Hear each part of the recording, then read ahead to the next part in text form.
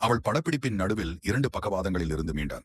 உலகம் முழுவதும் அவளை பாராட்டிக் கொண்டிருந்த போது அவள் தன் உயிருக்காக போராடிக் கொண்டிருந்தாள். தன் தலையில் ஒரு டைட்டானியம் தட்டுடன் இருந்தார். எமிலியா கிளார்க் 3 வயதிலிருந்தே ஒரு நடிகையாக வேண்டும் என்று கனவு கண்டார். ஆனால் நாடகப் பள்ளியை முடித்த பிறகும் அவரால் ஒரு நல்ல பாத்திரத்தில் நடிக்க வாய்ப்பு கிடைக்கவில்லை. 2 ஆண்டுகளுக்கும் மேலாக அவள் ஒரு உணவு விடுதியில் பணியாளராகவும் அழைப்பு மையத்திலும் வேலை பார்த்தார். நம்பிக்கையை இழக்கும் நிலைக்கு சென்றார். ஒரு தொலைபேசி அழைப்பால் அவளுடைய வாழ்க்கை மாறியது. அவளுடைய முகவர் அவசரமாக எமிலியாவை ஒரு நடிப்புத் தேர்வுக்காக அனுப்பினார். அங்கே தயாரிப்பாளர்கள் அவர்கள் முதலில் தேர்ந்தெடுத்த நடிகைக்கு பதிலாக கடைசி நிமிடத்தில் மாற்றுவதற்கு முடிவு செய்திருந்தனர். எமிலியா படப்பிடிப்பு வளாகத்திற்கு போகும் வழியில் ஒரு டாக்ஸியில் வசனங்களை படித்தார். அந்த நடிப்புத் தேர்வில் அவள் தன் இயல்பான கவர்ச்சியால் அனைவரையும் கவர்ந்தார்.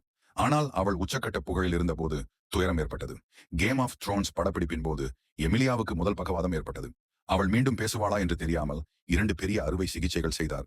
ஆனால் அவள் மீண்டும் படப்பிடிப்புக்கு திரும்பினார். இன்று எமிலியா தன் மண்டையில் ஒரு டைட்டானியம் தட்டுடனும் மூளையின் ஒரு பகுதி செயலிழக்கப்பட்ட நிலையிலும் வாழ்கிறார். ஆனாலும் அவள் தன்னை ஒரு சந்தோஷமான நபர் என்று அழைத்துக் கொள்கிறார்.